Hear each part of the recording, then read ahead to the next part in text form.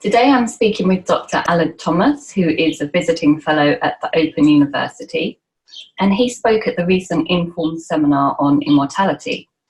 And he gave a paper on the topic of the notions of immortality within FreeZone Scientologist spheres. So thanks for joining me today, Alan. Thank you for having me. Would you like to just introduce yourself and your research? Yes, sure. So my name's Alud. I've recently finished a PhD at the Open University, and that PhD was all about FreeZone Scientology. So FreeZone Scientology is a term you may not be familiar with because it's a bit of a niche topic. It's the idea of Scientology outside the institutional Church of Scientology. So when L. Ron Hubbard established Scientology in the 1950s, he established the Church of Scientology, which has become the official face of Scientology in the public, so to speak. That was L. Ron Hubbard's movement. Since then, particularly during the 1980s and the 1990s, there have been some schisms, and these schisms are known as the Free Zone. It's an umbrella category for anybody doing Scientology outside of the church. And are there any prominent groups within the Free Zone? Yes, there are. This is the interesting thing about FreeZone Scientology, is that a lot of the ways it's discussed online, people will sometimes say that it's a unified movement. So you've got the church on one hand and the Free Zone on the other. That isn't the case at all. The Free Zone is a very, very diverse category. So you do have institutional prominent groups. There is Ronzorg, for example. Ronzorg was established by a chap called Captain Bill Robertson, who was a close friend of L. Ron Hubbard's. He founded Ronzorg in the 1980s because there were conspiracy theories at the time that L. Ron Hubbard had lost control of the church. So Captain Bill Robertson said, I'm an ally of L. Ron Hubbard's, and I'm going to take the tech, which is the term for Scientologist practice, outside of the church and do it elsewhere. And that's how Ronzorg got started. So Ronzorg is the most prominent example. But then you've also got a range of individuals with small auditing groups or who practice on their own, who also identify as Scientologists but don't have a formal community with anyone. Okay. So can you talk us through how Scientologists and the Free Zoners understand the human, including ideas around the body and the immortal self? Yes, sure. This is a really interesting question because Scientology is all about self-development. And the true self in Scientology is the Thetan, which is the Scientologist understanding of the spirit. Now, the idea of the Thetan is that you don't have a Thetan, you are the Thetan. So the spiritual self is who you truly are. So throughout Scientology, you progress through a series of levels known as the Bridge to Total Freedom, improving your Thetan with each step. But despite that emphasis on the spiritual self, there is also an emphasis on the physical self.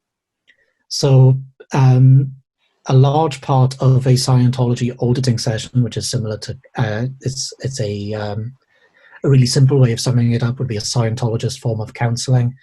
That also gives Scientologists physical benefits. So a Scientologist may claim to be able to improve their eyesight from having auditing sessions, and they'll take part in what's known as the Purification Rundown, which is a detoxification program.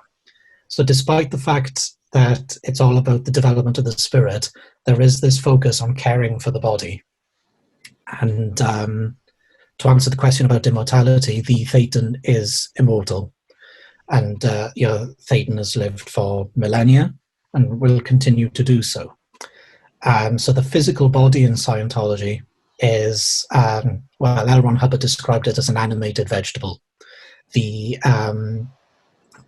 body is being controlled by the Thetan, in the same sense that a car is driven by a person. I appreciate these are very simplistic ways of putting it, but I like getting to the point that way. So that's the way. So that's the purpose of the Thetan, is to well, or rather the purpose of the body is to allow the thetan to interact with the physical universe. And the physical universe is perceived in Scientology as simply a fabrication, that the thetan is trapped within it. And through Scientologist practices, you're able to liberate the thetan from that. The thetan gets a better control of the physical universe and is then able to separate itself from it. So these notions of immortality and an immortal self are at the heart of Scientology discourses, with the range of beliefs in the free zone, which I imagine we'll get to in a bit. The idea of an immortal self is a common thread running through all these groups. And conversely, do Scientologists and free zoners have any ideas around what causes illness? There isn't a unified response to that, which I suppose could be an answer to a lot of questions on the free zone. So the general answer would be is that the thetan is trapped in that physical universe, that the physical universe is something that thetan needs to break away from. That's where you have the idea of an illness or a trauma, and these traumas constantly affect the thetan in different ways. So the idea of an auditing session, for example, is the person being audited, the person being counselled, will sit in front of a trained auditor, and that auditor will run them through previous experiences of their life, and they would encounter precisely what is causing them to feel the way that they feel now. So, for example, I always use this personal example with myself because I always think of it when I discuss, when I think about auditing sessions. I personally cannot stand the taste of lemonade. And that's because I associate the taste of lemonade with a sickness I had as a child. Now, what an auditing session would do would be to recall those instances of those sicknesses way back when and keep running those instances. That's the term they use, is to run the incident. So keep going through it. And time by time, you'll remember certain things. And eventually, Scientologists believe that you will access what's known as the lock, the instance that causes that trauma. Mm-hmm. And once you reach that, you can then be free of it. So it's all associated with the human mind. Okay. And that these neuroses, these psychoses, they can be overcome that way. Oh, that's really interesting. So I think we've already touched on this a little bit with the auditing, but can you describe in a bit more detail the actual practices that Scientologists and free zoners have for developing the self and for progressing towards immortality? Okay, yes, of course. So the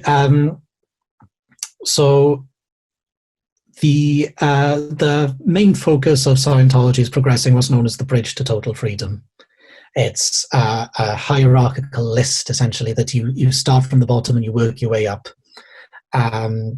So when you get audited, you remove what's known as engrams, those previous instances of trauma from your mind, and you hope to reach the state of clear. And clear essentially does what it says on the tin. You are clear of engrams. Once you've reached that, you then progress up further levels of the bridge, which are known as the operating thetan levels, and they are about developing your thetan and getting a greater grasp on the physical world around you, a greater awareness of the physical world around you.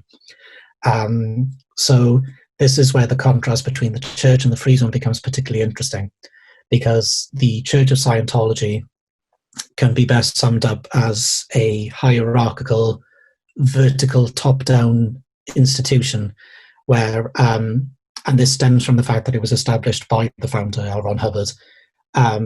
The practice of Scientology is regulated by what's known as the Religious Technology Center. And the Religious Technology Center aims to ensure that its perceived vision of L. Ron Hubbard's work stays the same.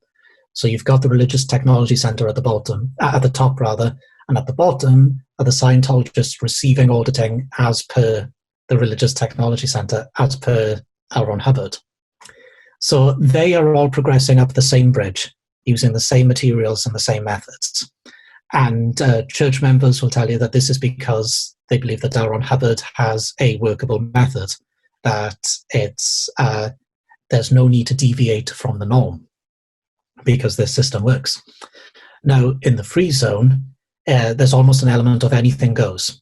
Because of the lack of hierarchical structures, because of the lack of institutional rules, some free zoners completely disregard the bridge, or others will use the bridge as a fake template.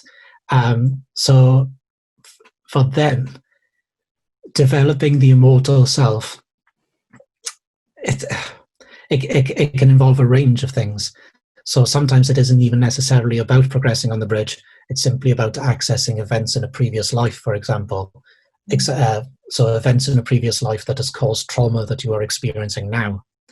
So I have one fieldwork participant I interviewed. He was a free zoner.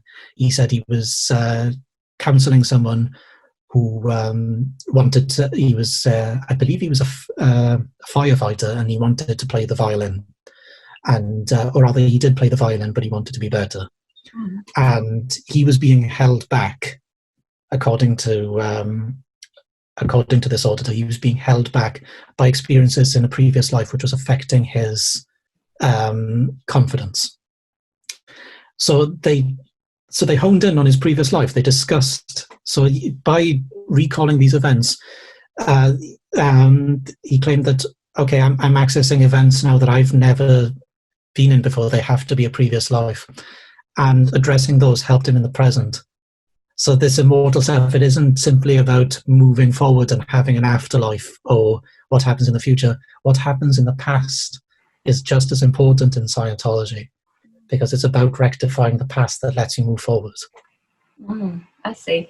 And would it be other free zoners who go to free zone auditors or counsellors, or could it be anyone attending these kind of sessions? It could be anyone. So Ron's org, the institutional group, they tend to welcome anyone, but they're a bit more of a Church of Scientology-esque group in that they are an institution, and many of their practitioners tend to be Scientologists, but in the same sense that the Church of Scientology will invite anyone in for an auditing session. It's a way of introducing someone to the movement, introducing someone to the practices. But you've got other FreeZone Scientologists who, some of whom don't even identify as Scientologists.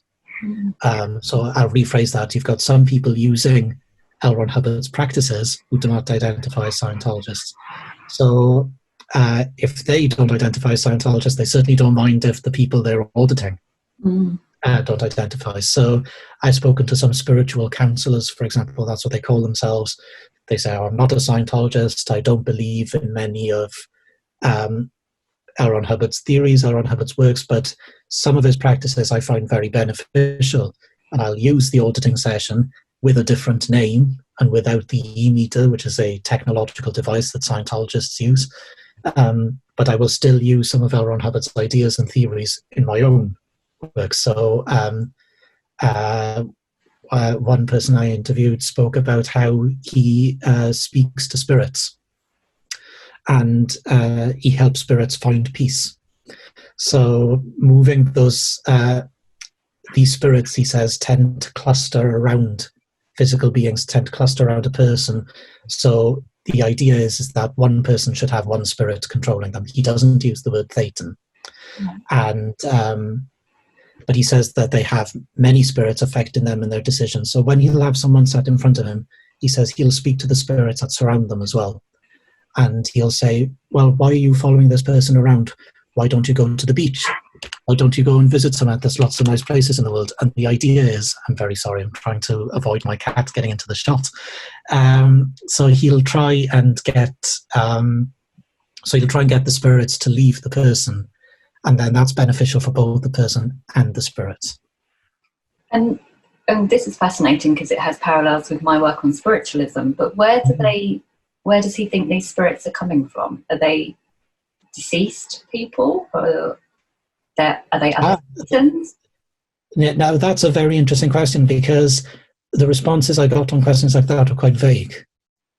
So in his case, for example, they're looking for a body and they haven't found one. Precisely where they've come from, who knows? Mm. But the idea is that they should find a body for themselves, essentially that idea of driving a car. Right. So you mentioned briefly that FreeZone counsellors and auditors might not use the e-meter. Do they use alternative machines? Generally speaking, no. But the e-meter is an important aspect of the conversation. So for those who don't know, an e-meter is a device that it's comparable to a lie detector. There's a unit connected to two canisters, and the individual will hold both canisters in their hands while they're being audited, and the electric current running through their hands gets picked up by the device and is then processed by the meter, which shows readings. Now, in Scientology, the belief is that the device is actually auditing, the device is actually picking up the responses of the thetan. So this is a way of communicating with the thetan beyond speech. So it's it's believed to be more effective. So L. Ron Hubbard designed the e-meter, and there were several e-meters, models of e-meters during his lifetime. And since he's died, there have been updated e-meters as well. Now, these are all released by the Church of Scientology and are approved by the Church of Scientology as being authentic.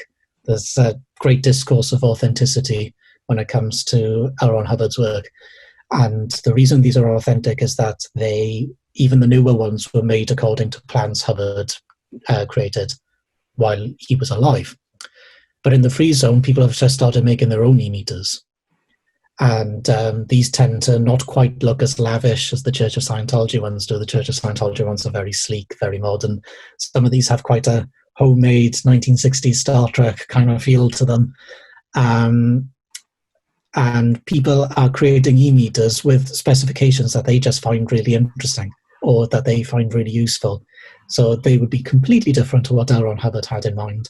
And as we're now moving into the digital age, especially now in the age of the coronavirus, it'll be interesting to see how this goes. A lot of FreeZone Scientologists do their auditing sessions online in the same way that you and I are speaking at the moment. Right. And this goes completely against Ron Hubbard's original writings. It's innovation.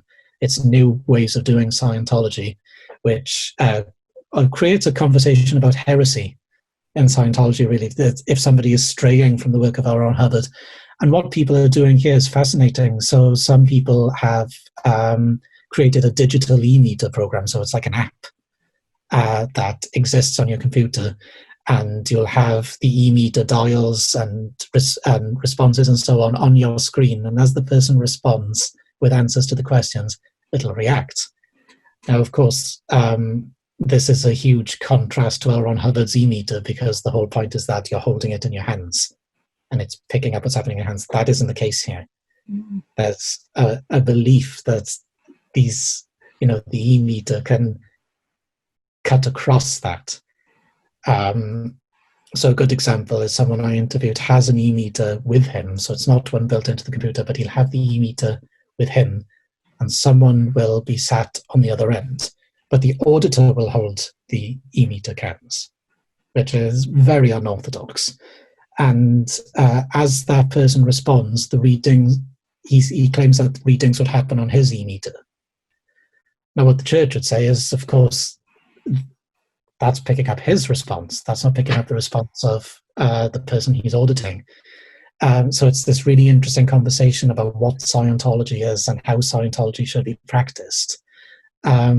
So the e-meter, it's sometimes disregarded, it's sometimes held, it's sometimes innovated, sometimes changed. In terms of new devices, no, not really. Right. So how important are these alternative practices and technologies and machines and so on for the identity of the free zoners? I would say quite important, because it's the discourse of innovation and it's the discourse of authenticity, and it's the question of what is real Scientology. So So, for example, the Church of Scientology, with its vertical top-down structure of L. Ron Hubbard founded this movement and we're practicing Scientology as L. Ron Hubbard practiced it, would say that the free zone is needless because we're doing it the correct way. But then you've got a group like Ronzog who would say exactly the same thing. So the Ronzog would use e-meters. The Ronzog would stick to what they perceive to be L. Ron Hubbard's work. And there's this interesting conversation about what did L. Ron Hubbard mean by this? What did L. Ron Hubbard mean by that? So that's a crucial part of Ronzog's identity, because their identity is Scientology as per L. Ron Hubbard. We're not deviating from his work whatsoever. This is 100% Scientology. But when an independent Scientologist who just has an online practice that he or she would discuss traumas with their clients and so on, when they put the e-meter to one side and say, okay, I'm not going to use that, when they put some of L. Ron Hubbard's work to one side and say, okay, I'm not going to use that, they're creating boundaries between themselves and other free zoners. So it's not as if the free zone is this collected, unified movement. There's debates, and sometimes very heated debates between them. And so that's crucially important to them, because even the independent Scientologists who have a bit of a casual attitude towards L. Ron Hubbard's work will say, oh, but I am still a Scientologist, because they believe that L. Ron Hubbard wholeheartedly encouraged people to do what worked for them. Or they would say, oh yes, I am a Scientologist, but if somebody was to ask me on the street what I do, I would say I'm a Buddhist, because I believe in reincarnation, I believe in improving the self. There's been a lot of talk about Scientology being a technological Buddhism. And he'll tell people on the street he's a Buddhist because he finds that they understand that more than Scientology, because Scientology isn't as well understood. So despite the fact there are people innovating and changing L. Ron Hubbard's work, they don't feel that devalues their identity as Scientologists. They still believe they are Scientologists. They do still hold L. Ron Hubbard in high regard, but they don't necessarily view him as an infallible person. And now a question which is always difficult to answer.